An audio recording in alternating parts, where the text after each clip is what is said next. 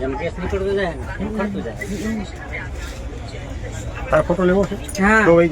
तारीख 12 જાન્યુઆરી 2025 અમે સુરત ઉધના થી પ્રયાગરાજ મહાકુંભ માટે જઈ રહ્યા છીએ।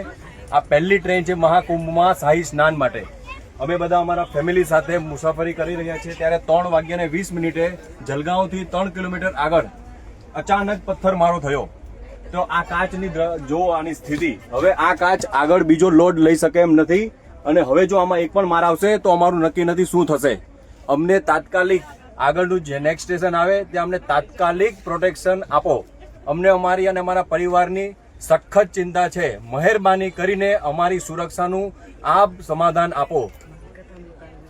મારા માતૃશ્રી પણ અમારી સાથે છે, ભાઈ કાકા, અમે બધા ફૂલ ફેમિલીમાં છીએ।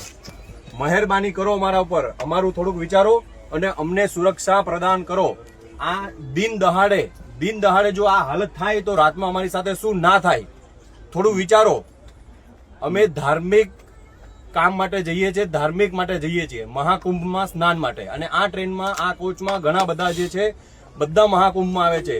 દિન દહાડે જો આ થતું હોય જલગાંવ થી આગળ ભૂસાવલની વચ્ચે તો રાત્રે શું ના થઈ શકે।